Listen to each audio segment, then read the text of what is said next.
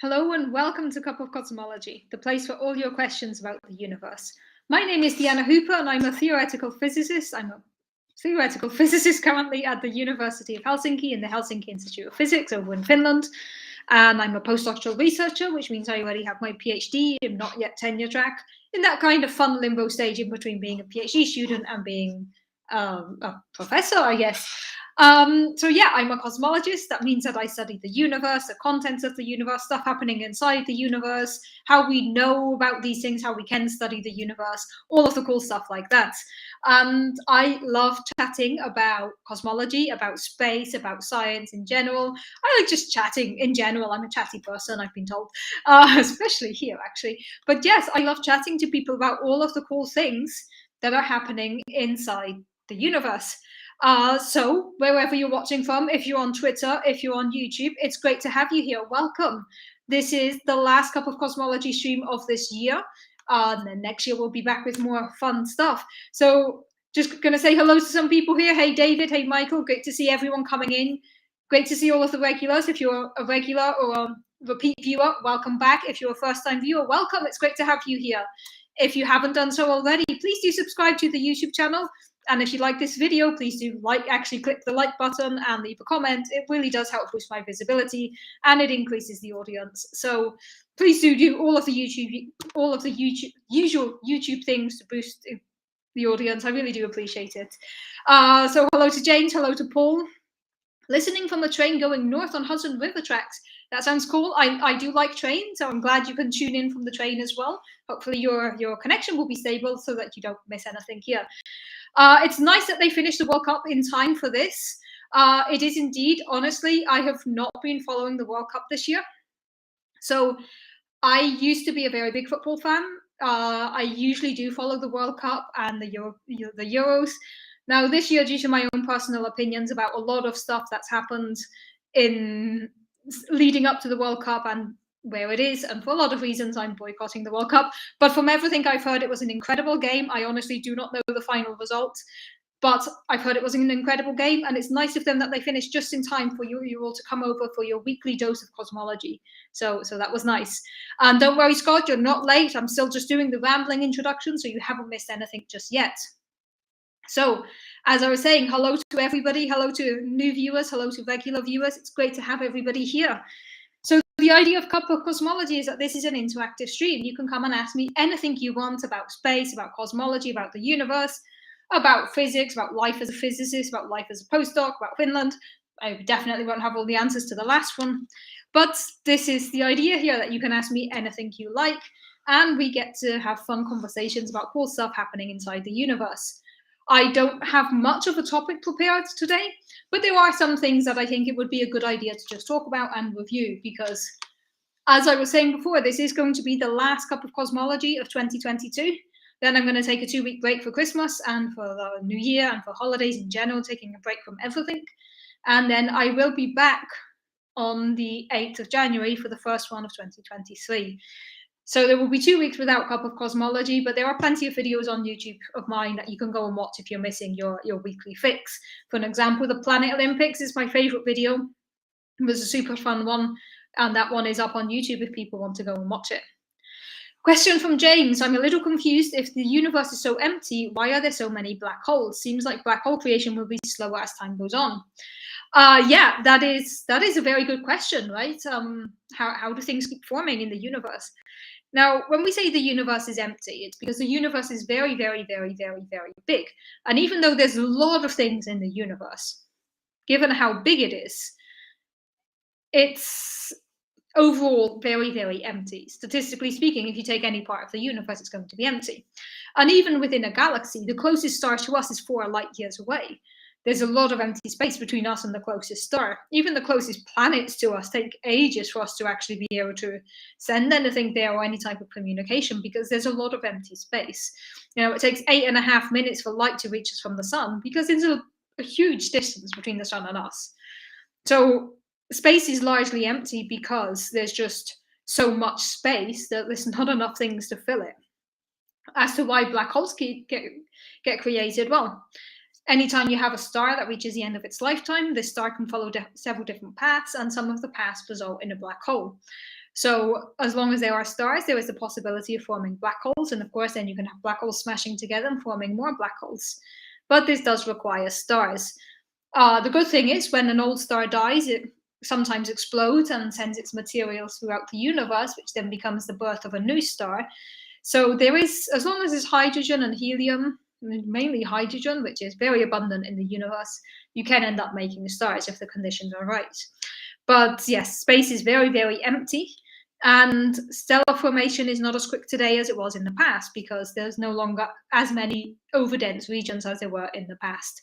So even though overall formation of structures is gradually slowing down, we are still able to form new things like stars and then black holes and things like that.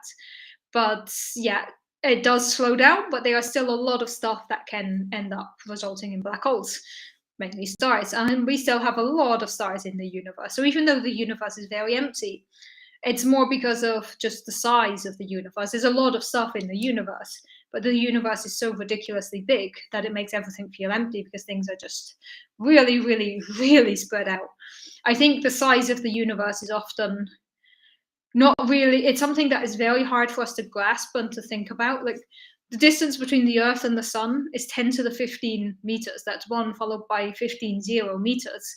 You know, it's just something that we can't really visualize. Like how many football fields is that? Thousands, millions. So it's just unfathomably big. And I always like the videos that do these kind of zoom out things. It's like, let's start with Earth and then gradually zoom out and zoom out and zoom out. And you see everything that you know becoming this tiny speck and so much more universe around it. So I think those videos that just remind us of just how tiny and small we are really, really, really cool and slightly scary when you start thinking about the size of things. But yes, the universe is big and vast and also slightly empty, but there's still a lot of stuff there. So, as always, please do feel free to ask me anything you want. We can go with whatever questions you have, and if not, I'm going to ramble a bit about some cool stuff. So many powers of 10, yeah, just way too many powers of 10 to even realistically think about. At some point, it's just like big number. And we say 10 to the 15, and we use the scientific notation of 10 followed by 15 zeros, and we're like, oh yeah. And then you write out the number, and we just can't visualize what that means in terms of cosmic scales. It's just so hard to visualize anything in terms of the universe. To me, as a human, big means a long walk across town. The Earth and then the universe beyond it is just mind blowing. Yeah, it's so mind blowingly big that sometimes you just have to take a moment and go like, whoa, the universe is big. And then you can do the thing of like counting how many, or not counting, but calculating how many stars there are, how many galaxies there are, and you get numbers upon numbers and all these zeros, and then you're just like, yeah, sounds good. You know, at some point we just can't visualize it. It's just massive number. So there's an excellent comment by David Dunn here. Now you're looking forward to the SKA to probe the dark ages of the universe. Indeed. So the SKA is the square kilometer array because we are excellent at naming things. And the square kilometer array is hoping to probe what is known as the Dark Ages. So if we consider the history of the universe, we always have this pretty sketch here that shows approximately the history of the universe. And in the very, very distant past, at some point we had the Big Bang, we had inflation, debatable which of those we placed beforehand. There's a semantic issue there. Then later on, at some point, we have recombination, which is the time of formation of the cosmic microwave background radiation, the oldest light in the universe. But then there's a lot of stuff in the universe that is mysterious to us. Like the time between inflation and CMB is very difficult to probe. But then the time between the CMB being produced and the first stars being turned on there's not much that can tell us about this. So there's this gap here that we call the Dark Ages, and the Dark Ages is when the CMB has already broken away and started its journey, but we don't yet have the first star, so it's quite hard to make any observations of the Dark Ages. However, there are a lot of processes in the Dark Ages that would produce electromagnetic signals, which are light, but by today they would be redshifted to a different frequency. They would actually be in the radio range. So we need massive radio telescopes in order to be able to probe the Dark Ages. And SKA, the Square Kilometre Array, is a telescope that I feel I've heard about for many, many, many years. It's always been a futuristic planned thing. It's actually started construction, and it's going to happen. And SKA will give us a lot of information about this epoch of the universe that we call the Dark Ages, the mysterious time. And I saw there was another comment there that I missed before the SKA one, but a few comments on SKA. You're waiting for ska to make a comeback so I can get a job playing a brass instrument in a rock band again. Why wait for ska to make a comeback? Just make it happen. I personally like ska music, so just make it happen, form the rock band, start playing ska again, and see if people catch on. Question from Scotty. I was going to ask, if all the matter in the observable universe were condensed into a black hole, how big would it be? Yes, we have had that question. That is actually one of my favorite questions that we've discussed on Cup of Cosmology. And the answer is, if you take all of the mass of the observable universe and collapse that into a black hole, the size of the resulting black hole would be the size of the observable universe.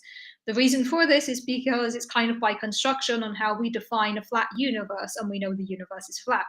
So it's not an overly surprising result once you think about it, but it's surprising when you first calculate it.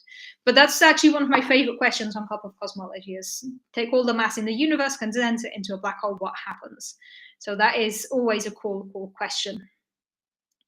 Yeah, you remember a meeting back in 2000 where they were talking about SKA? Yeah, I feel like when I studied my undergrad, SKA was like, it's a thing that maybe someday. And now it's like SKA is coming. It's going to happen. And that is cool. Comment from James here. I think 100-year lifespan in this huge universe is a bit sad. That is true, but then there's so much that you can do with your 100 years here on Earth. I mean, we don't need to go out into the universe. We don't need to go out into other planets. It would be really cool if we could. But there's already so much you can fill your life with here on Earth that, it's short, but there's so much we can do. And the fact that it's short means we enjoy every moment of it, or we should, obviously not every moment, but make it count. Make your 100 years count. Okay, but let the Christmas trees be built. Yes, if you haven't yet put up your Christmas trees or your celebration decorations, what are you waiting for? I have a very large Christmas tree, because outside it looks small, and I was like, that looks small, that will fit fine in my apartment. And now I have this monster Christmas tree that is bigger than me, but that's fine. I have a very big I have a very big Christmas tree. Okay, someone help. What's the ska music people are referring to? So ska is a genre of music that was popular, I would say, before my time. So I was born in the 90s, so before the 90s. I would say 70s and 80s. Definitely 80s, but I feel like I might be getting the dates wrong. So if you don't know ska, there's some good bands you can check out, like Madness. If you like that, just look for ska music and you'll find a lot of cool music, and then you can get into the dance. But don't blame me if I then ruin your day for that. But yes, you can listen to ska music and read about the SKA telescope, as one does. So I do like this comment about peering into the Dark Ages, because it allows me to talk about one of the things I did want to talk about today, which is some of the results from the JWST. In the late 50s? Wow. Okay, so ska is from the late 50s. Wow. I guess it's also there were the different waves of ska, and I'm probably thinking of the later ones. But yeah. Wow, did not realize it was that long ago. It makes me feel old. Anyway, so the JWST, the Just Wonderful Space Telescope, is a telescope that launched in December last year on Christmas Day, and it's been up there for a year now. It took a few months to get everything to the right temperature, to get things operating, and now we have incredible data coming from the JWST. So the JWST is a telescope that launched, and a lot of people are labeling it the successor to the Hubble Space Telescope, but the Hubble Space Telescope is still up and running and giving us amazing data. I would say the JWST is complementary to HST, to the Hubble Space Telescope, but can probe different wavelengths and can look further into the universe, and can, based on the resolution of the JWST, we can peer back to regions of the universe that we've not been able to see before. And I have a very cool image somewhere, which I'm just trying to get open, which should be this one here. This is, yes. So these are the different ESA spacecrafts that we have. JWST is an ESA-NASA collaboration. And at the bottom, what you can see is the different wavelengths that can be probed. And you can see that on the bottom right, we have like gamma ray, and on the left, we have microwave and different things along there. And you can see that JWST is more or less in the infrared, whereas HST was more in the visual. So JWST is one that is allowing us to probe back in time to regions that we haven't really been able to see before. There have been a lot of really cool images from the JWST released this year, including this one of the Carina Nebula. Now, the cool thing of being infrared is it can really peer through the dust. So infrared is, again, just a different range of the electromagnetic frequency of the electromagnetic spectrum. Because JWST can peer through the columns of dust, it can really see a lot of detail in the universe that other telescopes haven't been able to see. So there was this Carina Nebula. This was one of the first JWST images, one of the amazing ones. We have images of Jupiter. We have images of exoplanets. The Quintet was a very popular one. And all of these images are really cool. But of course, the images are only a small part of the story. We are also very interested in the science that JWST is doing. And I don't have it here, but there are also images by the JWST of the pillars of creation, one of the most well-known and interesting, or like most well-known and visually recognizable structures in the universe. It's one of the nebulas that everyone knows. And JWST has taken some really cool images of the pillars of creation as well. And all of this is great, but of course the pretty pictures are only part of the story. Well, this is a scientific instrument. It's up there doing science. A week ago or so, there was a conference which was first science results from JWST. And different people who have different projects ongoing with the data from the telescope presented results. And this is where we really started to see some of the science coming out. There have been cool things like measuring the atmosphere of an exoplanet, or what the composition of the atmosphere of an exoplanet was. This is really cool because it will help us understand exoplanets, how they form and things like that.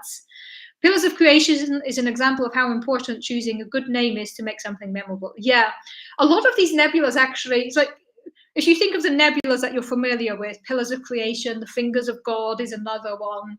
Orion's Nebula we know as well because we can see that one. And then you think there's one called the Spider Nebula, and people are like, oh yeah, okay.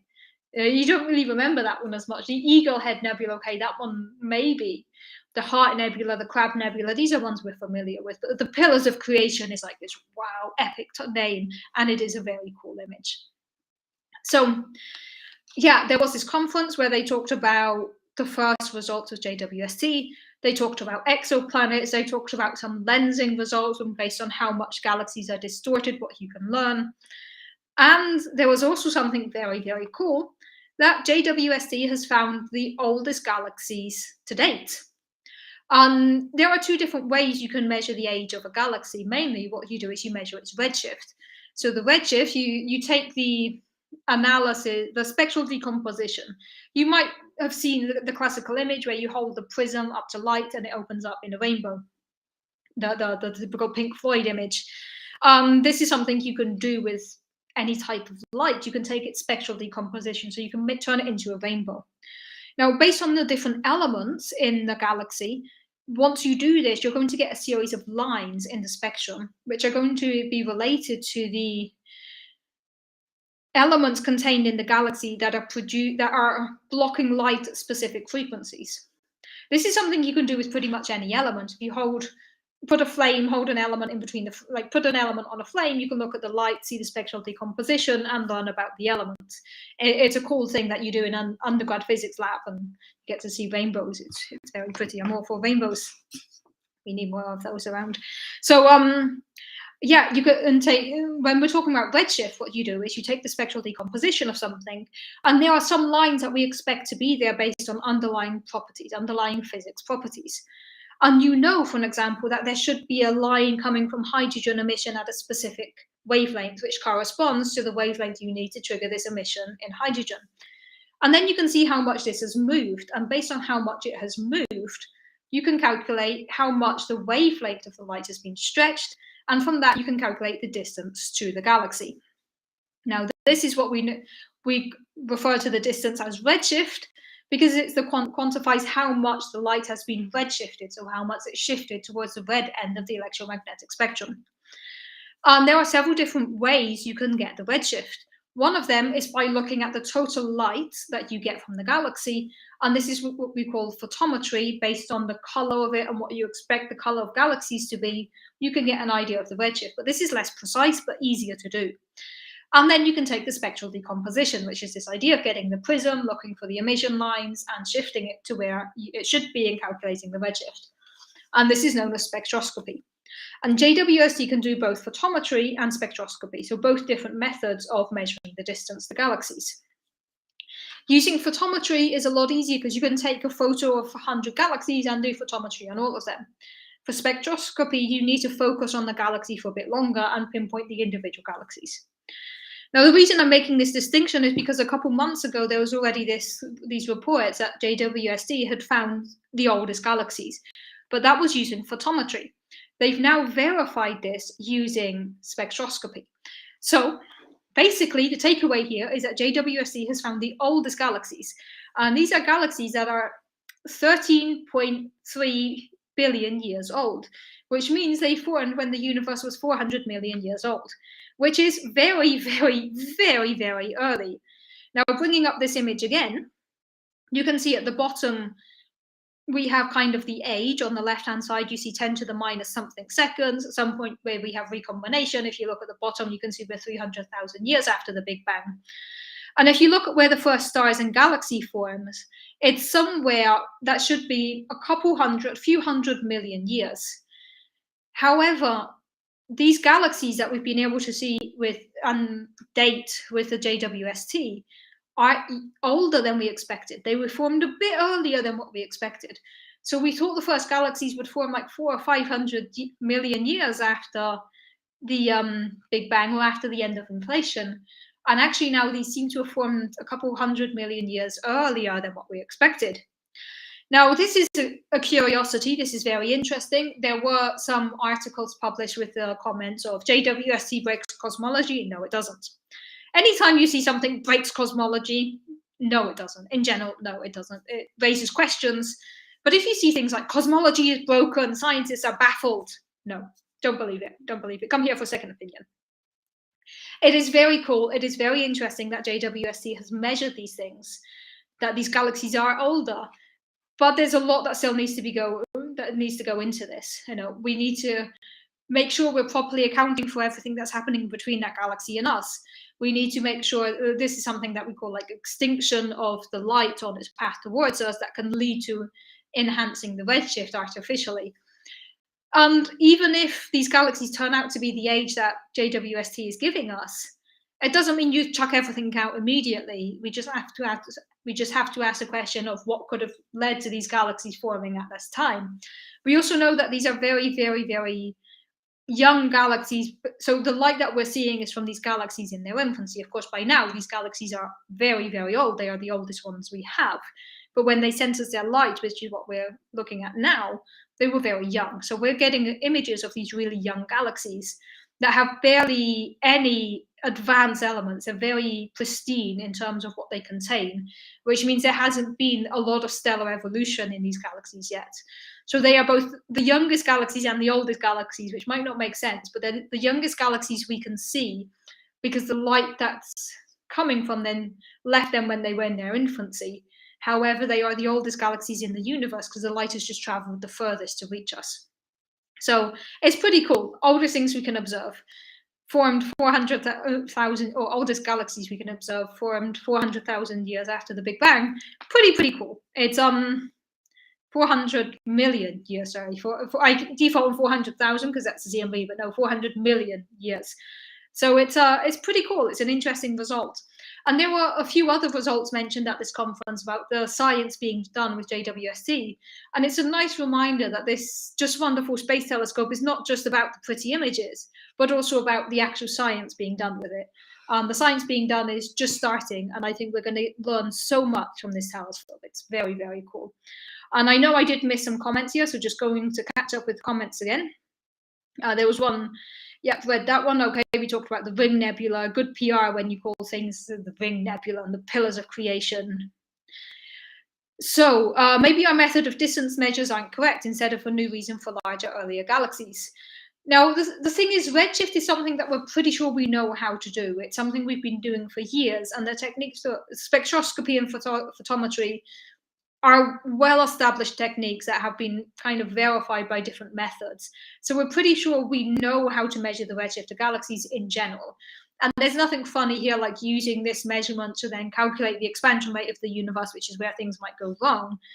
But as you're just getting to there, Paul, in the comments, if it's a distance error, could that also help explain the reason for the difference/crisis in the Hubble constant measurements?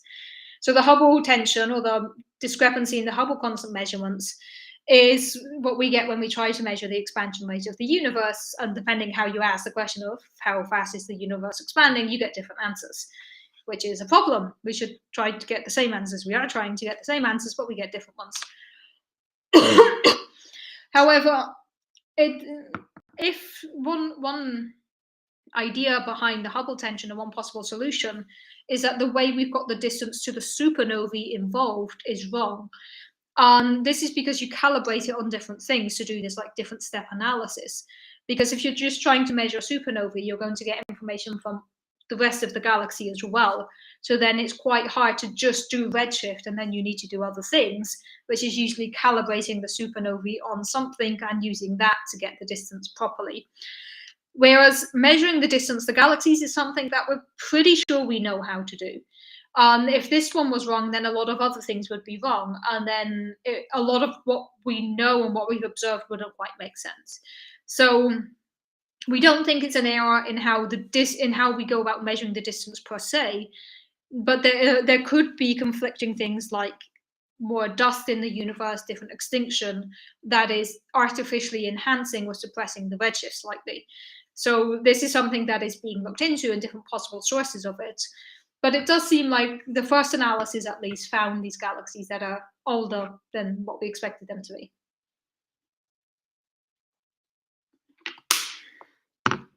Is there any wavelength infrared process would be better than infrared? Okay, so beyond JWST, right? Let me just go back to the nice figure that we had before, which is somewhere here in my slide deck. So it just takes me a minute to get there. I can't upload individual images here, so I actually have a slide deck that we go through anytime I bring images up. Okay, so this is ESA's fleet, and this is a similar image for the NASA's fleet. And this one has a pretty clear thing here in the middle where you see gamma ray, X-ray, ultraviolet, visible, infrared, microwave, radio. So the JWST one is in infrared, but you can see here there's a bunch of other ones, like Herschel was also infrared, Planck was microwave. But then you have this whole range on the right-hand side, which is radio. And radio would allow us to probe the Dark Ages. And this is where you get things like SKA, the square kilometer array. And if you go back here, you see a lot of these are already existing ones. Gaia already exists, taking data. Herschel is done. So there's a lot of ones here that are already taking data, or will start taking data at some point.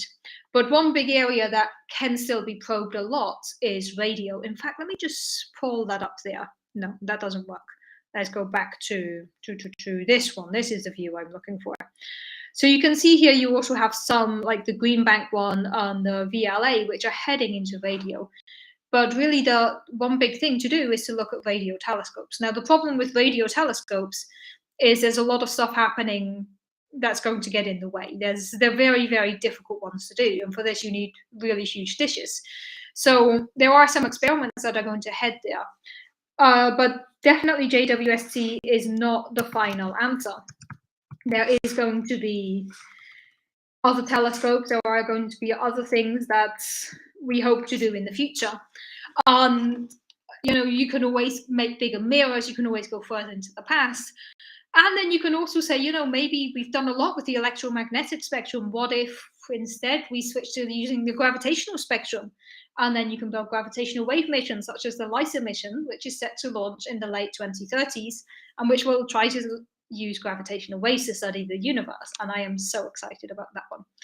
So there are things that you can do better than JWST, but currently JWST is an incredible technological feat.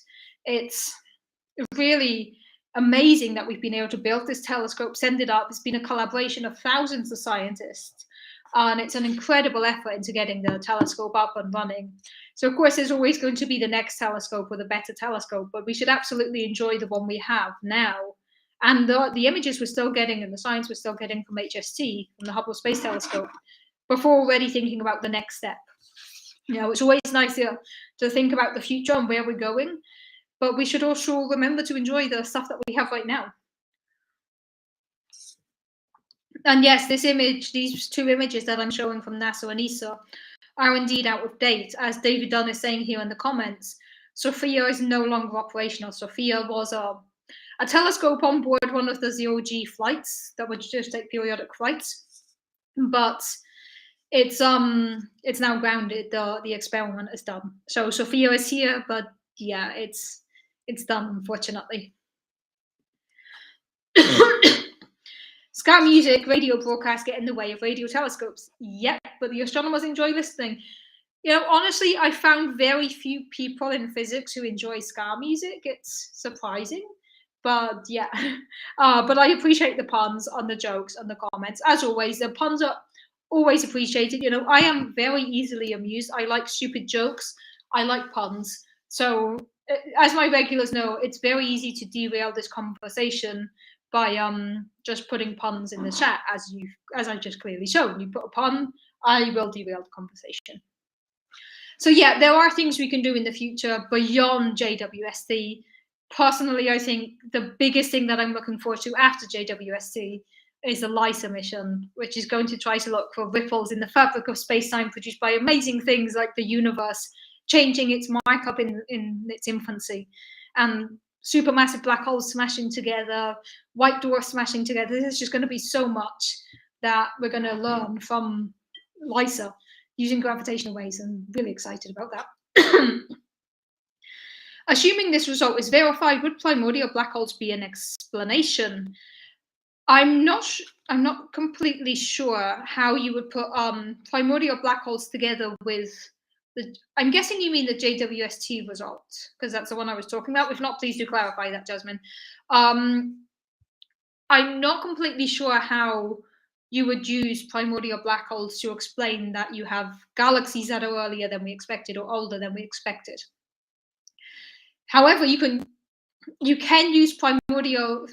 So yeah, I'm not completely sure how we would fit primordial black holes into that, but I'm sure there are people working on it, because primordial black holes are black holes that would have formed when the universe was really, really small. Instead of being the result of a star collapsing, they are the result of space-time itself collapsing, which is really cool. Primordial black holes are still hypothetical. We have not yet found any, but a lot of people really like the idea of primordial black holes.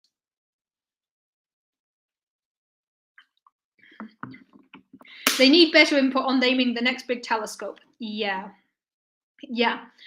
So there's layers to this comment, and on the one hand, scientists are bad at naming things, and we have things like called the square. We have things like the Square Kilometre Array and the Very Big Observatory. It's an actual name.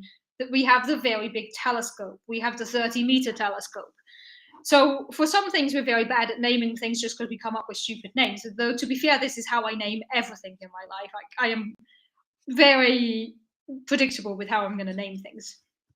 On the other hand, there's a bigger conversation and a less fun conversation to be had here about the choice to name the JWST telescope after somebody who does not deserve to have a $10 billion telescope named after him. So there's been a big controversy surrounding the name. There is a reason I am referring to it only by its acronym or by just Wonderful Space Telescope and not by its actual name. Now, the person the telescope is named after does not have a nice history. He was a very problematic person for people, especially in the queer community, such as myself. So having chosen to name the most incredible telescope of my generation after somebody who would not want me in science is a slap in the face. And it's something that a lot of people are not happy about. So I see there's another comment here that we shall call it the Diana Hooper Space Telescope. Thank you for that. But also, please do not do that. I don't think we should name telescopes after people in general, because it reinforces the idea that science is a lone genius who has a great idea. Science is a collaborative effort. Science is a process that comes about from a lot of people. Every telescope that is out there is a result of thousands of scientists working on it. Why elevate one person to that status? I understand you might want to name a building or a lecture room, fine, but naming things after people, just who knows, 10 years down the line, there's going to be stuff that people say, like, okay, this person shouldn't have done that. There's always going to be the case. And naming things after people just opens up to the idea that actually that person was a shitty person. And it can happen. But I really think we should move away from the idea that science is an individual effort. Science is a collaborative thing.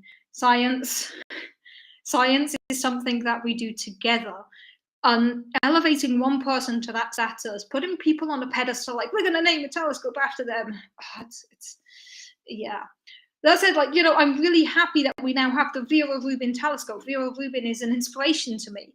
But I'd be equally happy if it was named after a collaboration, or after, call it the Dark Matter telescope. Call it something obvious, like DESI, the Dark Energy Survey Instrument. Obvious name. I like it.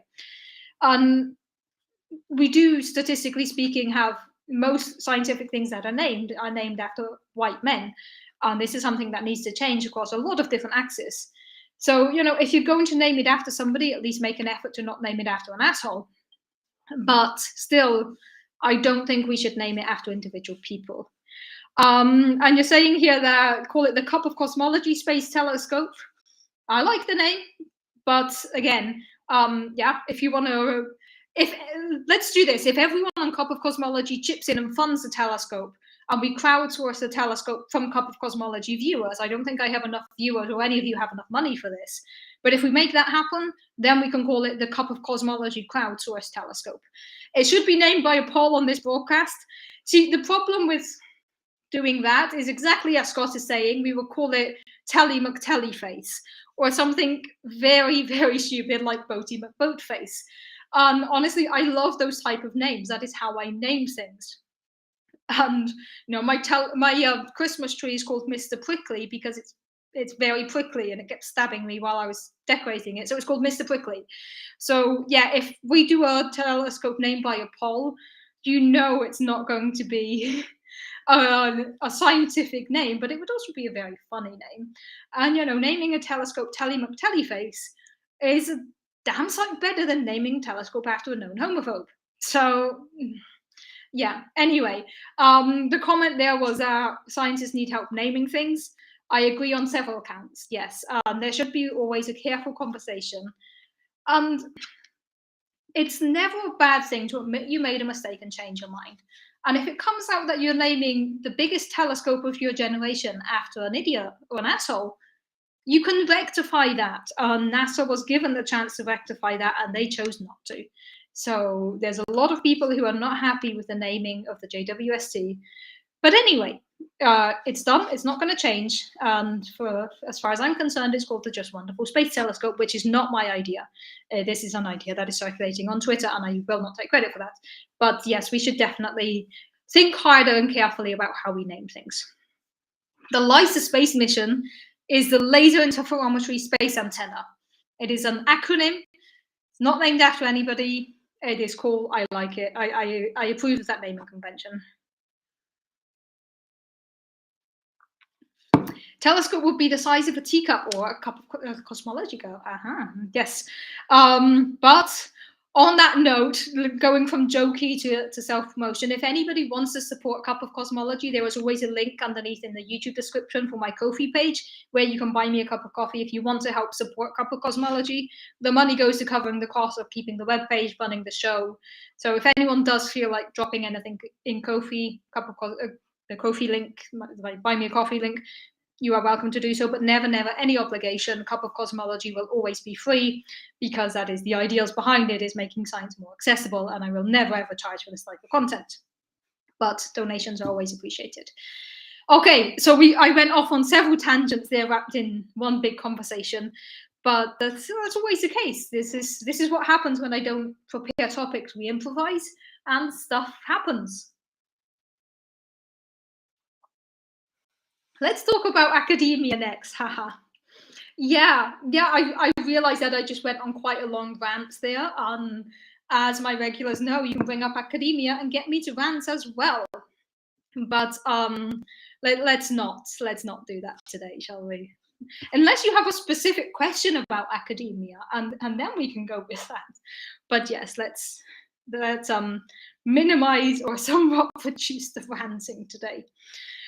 They have an annual crowdsourced contest to name the new snowplows here, and I believe Plowy McPlowface did win one. Yeah, of course it did. Yeah, the thing is now it's also a meme, right? At this point, it's just, what else are you going to do other than come up with this most ingenious name ever? There was the idea at some point of there's going to be a probe to Uranus, the planet, and people were saying, let's ask the internet to name this mission. It's like, are you sure you want to ask the internet to name a space mission to Uranus? Because that is not going to end well. Like, what do they think is going to happen if they do that? Okay, so I've talked a bit about the JWST. And I want to talk about another really interesting result that came out just a few days ago.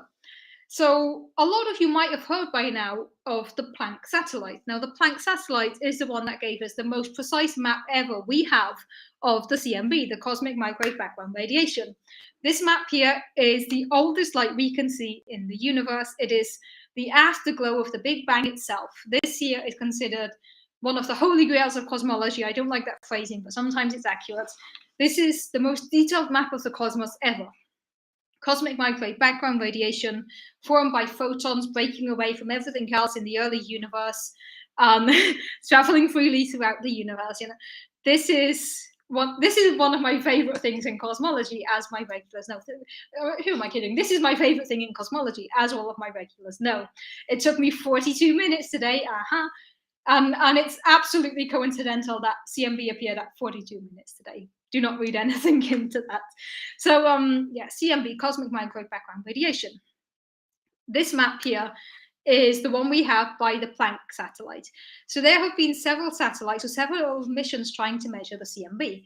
We had CORBE, we had WMAP, and then we had Planck plus Boomerang at some point as well. And all of these provide increasingly more and more precise maps of the CMB. But everything that I show here is the temperature.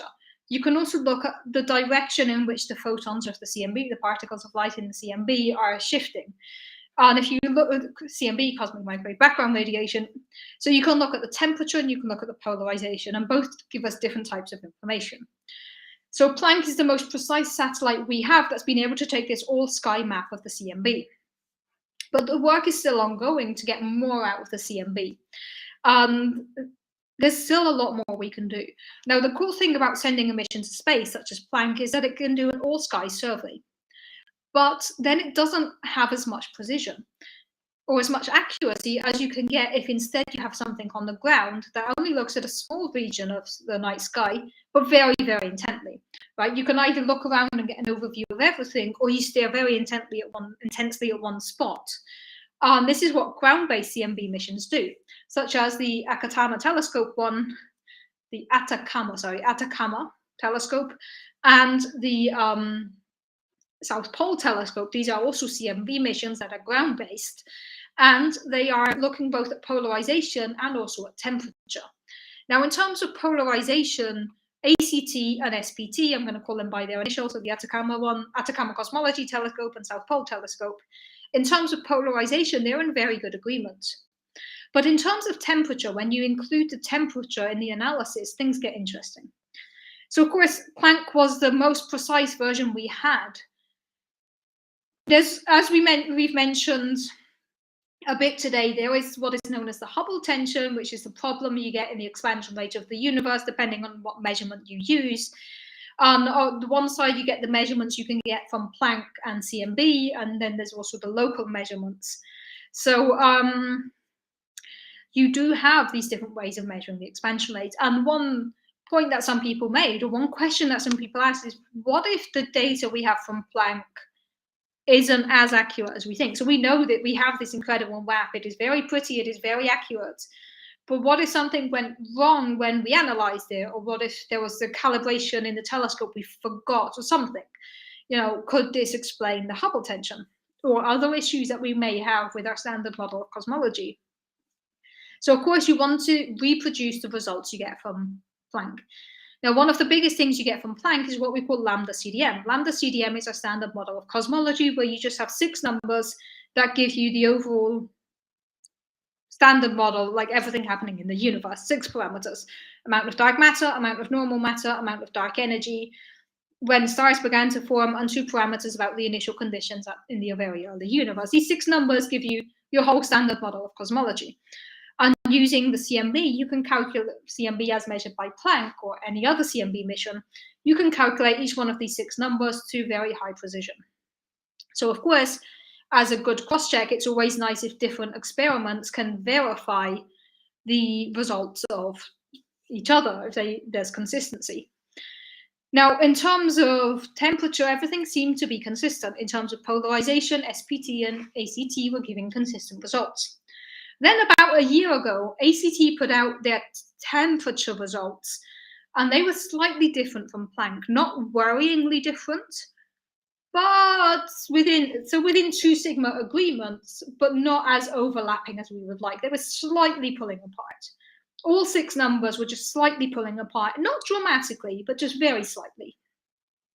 So at this point, you have Planck and ACT giving you very slightly different results. This is interesting. I wouldn't say it's worrying, but it's interesting. And a lot has been done into this. Like, okay, what is the cause here? Is it ACT? Is it Planck? Is it something else? Are we missing something? It's not worryingly different. It's not a tension or a crisis, but it's different. More different than perhaps some people were comfortable with. So, of course, there's been a lot of expectation towards the SPT temperature results to see if they fall with Planck, with ACT, or somewhere in the middle. About a week ago, we got the first pre-publication version of the SPT results.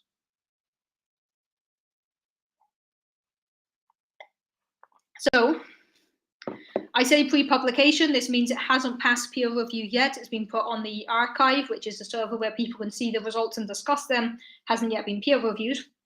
But the SPT telescope results from what is known as data release 3G of the SPT telescope, or SPT, is in almost perfect agreement with Planck. So if you look at what we do is we draw the shape, like this is what Planck likes, this is what ACT likes, and now SPT is right back on top of Planck, but slightly more precise because it has more precision. In a small, less overall sky coverage, but it can stare at that refraction of the sky very intensely. So SPT appears to agree with Planck. That does not mean that ACT did anything wrong. They were just very slightly shifted. We're not completely sure why. But it would have been very worrying if the 3 experiments had given us 3 different results. We do the experiment at the same time. We do the experiment over and over. We expect to get the same results. So if we found 3 different results, that would be a curiosity. But it does seem like the SPT data reproduces the Planck data, so that's nice. Now, out of 3 experiments, we have 2 that are in very good agreement, and 1 that is just very slightly off, but not dramatically so. So this is pretty cool. So these were 2 things. The data was only collected in 3G. Yeah, I'm pretty sure it was done better than that, but I can't actually remember why it's called the 3G. It might be the 3rd generation data release, something like that. But yeah, so big news in cosmology in the last month, well, not big news, but in the last month, we've had the announcement by the JWST about some of the oldest galaxies in the universe. And we've had this new release from SPT showing that actually their data agrees with Planck, which is very nice as well. So some pretty cool stuff happening in cosmology lately. Still haven't found dark matter. Sorry about that. Someday I'll start a stream saying we found dark matter. Today is not that day. And it will be quite a while, I think, before I can do that. Comment from Paul a few minutes ago. I heard an offhand comment that dark matter is probably right-handed neutrinos. The probably comment there is going a bit far, but it is a dark matter candidate. So this is what is known as sterile neutrinos. So neutrinos are a type of particle within the standard model of particle physics that is always left-handed. So a lot of particles have what we call chirality, so they have a direction. Neutrinos are all left-handed. They're all left-handed. And we don't have right-handed neutrinos. We haven't found any yet. However, there is an idea that you could have a right-handed neutrino that is known as a sterile neutrino because it cannot interact with the left-handed ones because you can't kind of put them together in any nice way. And these right-handed neutrinos, this handedness is really not an actual physical property that you could say it's pointing one direction. It's just one of the ways we talk about the particles. So this, and it's related to how it speaks to other particles. But these right-handed neutrinos are known as sterile neutrinos, and they are a candidate for dark matter. However, there's a lot of signatures one would expect from sterile neutrinos that we haven't seen. So, of course, they're by no means ruled out, but I think a lot of people working on sterile neutrinos were hoping we would have seen something more by now. But then you can say, you know, maybe we missed something in the theory, maybe the way they're right-handed is different to what we expected. So I wouldn't say it's one of the most popular candidates, but it is definitely a very popular candidate. This idea of right-handed or sterile neutrinos, it's a very popular dark matter candidate. So watching your explanation, I just realized your streams are left-right reverse all this time. Yeah, it's curious because the streams here, you know, I put up my left hand and I'm seeing it mirrored. But when I was broadcasting on HAPS, they flipped that, and it was so confusing because I'm used to streams being mirrored, right? If I want to point up there, I'm going to use my right hand because it's mirrored and it makes more sense. But when I was broadcasting exclusively on HAPS, they flipped it, and it was so confusing. Anytime I tried to point something, I would always go the wrong way.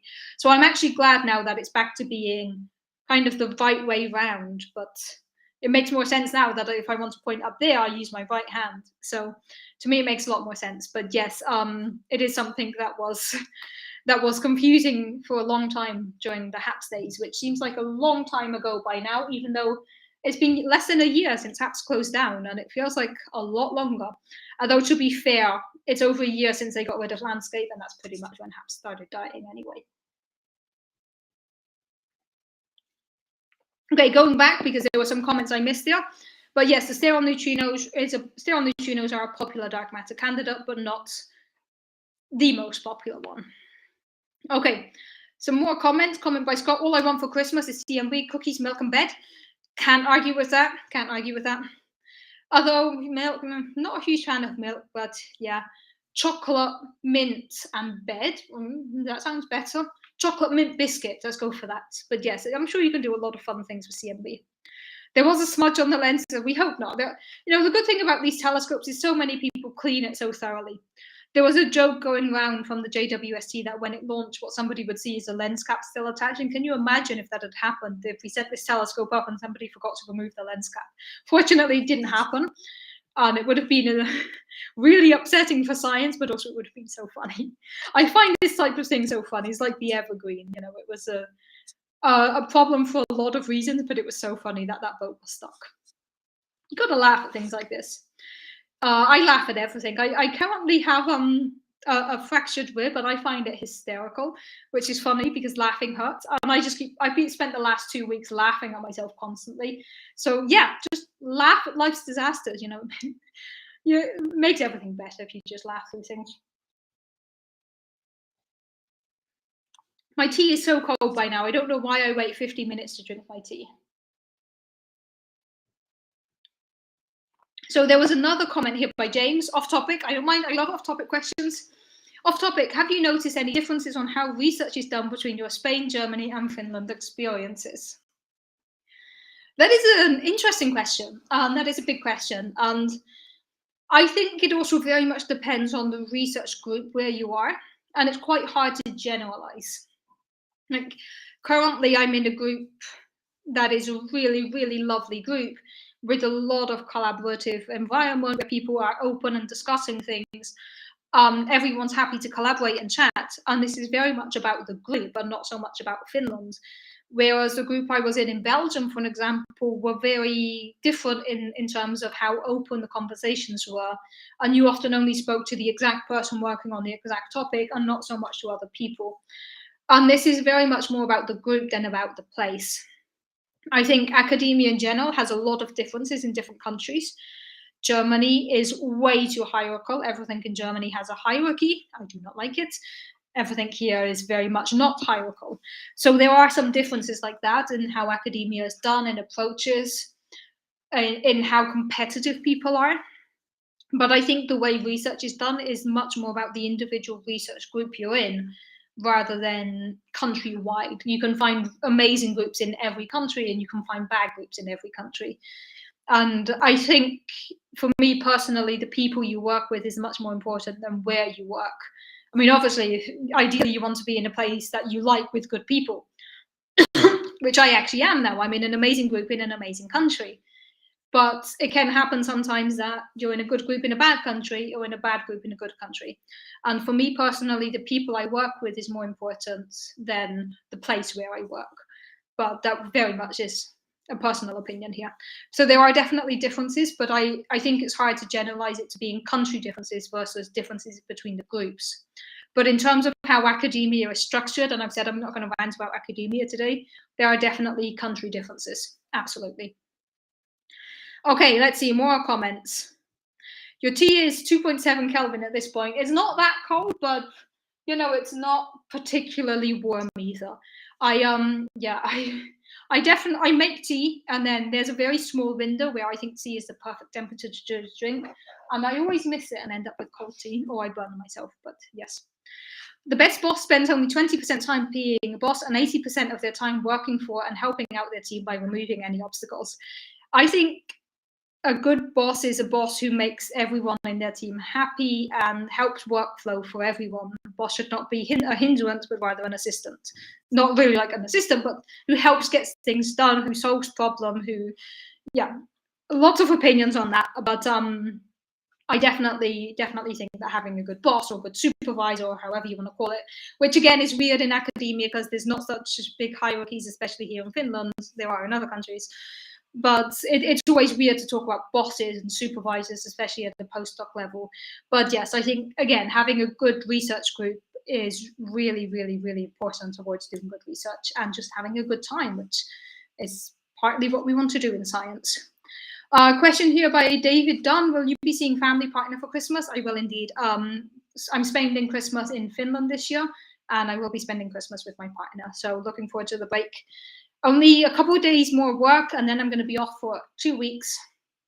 And I plan on doing not much over the 2 weeks. We'll see how that goes because I'm not good at doing not much.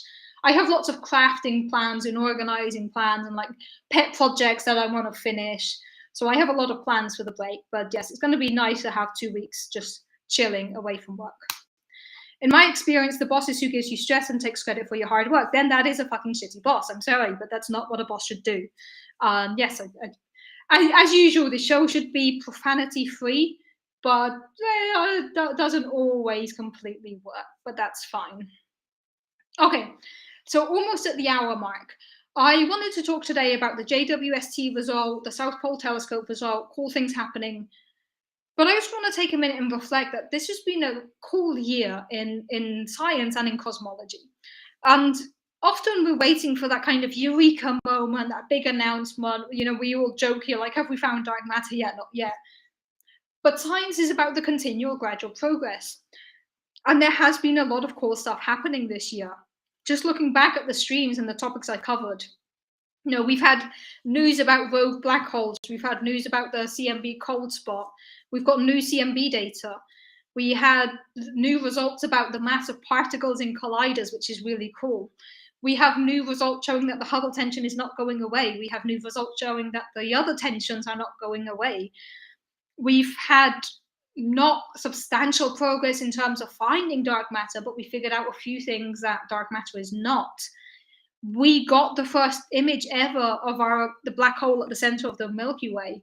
Incredible that we were able to get a photo, an actual picture of the black hole at the center of the Milky Way. It's really, really incredible when you think about it. And I was looking for the image, and here it is. This here was the first image ever, direct image of the Event Horizon by the Event Horizon Telescope of the shadow of the black hole at the center of the Milky Way. It's really cool. So if you think back to cosmology, and we have the first data from JWST, We got the first sky map by the Dark Energy Survey instrument, the first detailed large-scale structure map of the universe, which is really amazing. And this is just the beginning for the Dark Energy Survey experiment, Dark Energy Survey instrument, sorry. So I know that people like these big eureka, breaking news, scientists baffled moments, but that's not how science works. Science is a slow and gradual progression with things that might not seem dramatic, but really, really are. And there's been a lot of stuff happening this year in science, in cosmology, a lot of it we've discussed on this show. So I think it's been a good year for cosmology in general, and a good year for science. And next year, I expect the same. Next year, we're going to get more information from DISY, including actual results on dark energy, which is going to be really cool.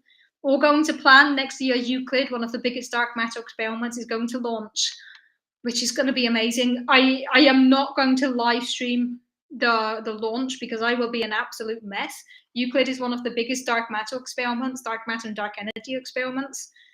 It could revolutionize our understanding of dark matter and dark energy. The day that launches, I'm going to be so stressed. I will not be live streaming or live tweeting that. I will be following that in my own calm environment and trying not to panic. So it's been a good year for cosmology, and I think it's going to be a really good year next year as well. I'm expecting cool stuff to happen. Even if there are no cool new results, there's always going to be stuff to talk about. So Cup of Cosmology will be here next year as well, going into year 8 of streams. Cup of Cosmology will still be around. I'm going to take a 2-week break. Next stream is going to be on the 8th of January, starting off the new year. And I have a lot of ideas for guests I want to get on the show and topics. So I'm expecting a lot of stuff happening next year on Cup of Cosmology as well. Which spacecraft is that? The Euclid spacecraft is Euclid mission is called Euclid. It's going to try to create a detailed map of the distribution of matter throughout different epochs of history of the universe, which will allow us to see how matter changes over time. So by getting the distribution of matter, we can get things about dark matter, and by getting how it's changed over time, we can get things about dark energy. I'm naming this period the second age of discovery. Yes. Or we could do it in a way where you can make an acronym out of that, because that's how we do things in science. Or acronyms, where you take random letters from words and call it an acronym. That's not how acronyms work, but that's how we do acronyms. Okay, so yeah, Cup of Cosmology will be back next year. I have a lot of plans, but as always, if there's a guest you think should be on the show, you can message me about it. If you want to request a topic, there's a place on the Cup of Cosmology webpage with instructions on how to request a topic. And I just ask that you do a donation to an organization that helps increase accessibility to science to a lot of people, bringing science to more people. Then you message me, or you message me first, we discuss it. And then I can spend a whole hour talking about the topic of your choosing. Instructions on the Cup of Cosmology webpage, request a topic. And if you're a scientist or anybody who has something cool to say, you get in touch. We can always organize non-cosmology streams or cosmology streams. If you have ideas for Cup of Cosmology, you can always contact me, contact@cupofcosmology.com, or DM me on Twitter, so long as Twitter still exists. You can always get in touch about anything, open questions, and potentially, maybe in the new year, I'm going to come back to the idea of creating a Discord for the amazing community of people that I have here on Cup of Cosmology. Euclid is named after another person. Euclid was a scientist, mathematician, physicist, polyglot. A lot of cool stuff named after. Yeah, Euclid did a lot of stuff. So, yeah, it's not an acronym this time. Okay, so I want to say a big thanks to everyone who's joined throughout the year. There's been a lot of changes on Cup of Cosmology this year. I migrated from HAPS over to YouTube, rebuilt the whole following, but I feel like Cup of Cosmology is in a good place, and we wouldn't have got here without all of you following along. So if you've been here 1 week or every single week of the year, I appreciate the fact that you're here asking questions, keeping the stream going. It's really, really great to have all of you coming here after so many years and following the conversations. It's really fun. So thank you to everybody who's joined in the conversations, helped build up the community, for the people who tweet about the show and help increase the audience. I really appreciate you. So all of my guests this year, it's been great fun, covered some amazing topics, and I'm optimistic about the future. So Cup of Cosmology is going to be off for 2 weeks. During that time, I hope everyone has happy holidays, spend time with family, spend time with yourself, just relax, let's head into the new year full of hope, optimism, and curiosity for the new year. So thanks everyone for joining. It's been great fun. Hope to see you next year. And in the meantime, I hope everyone stays safe and take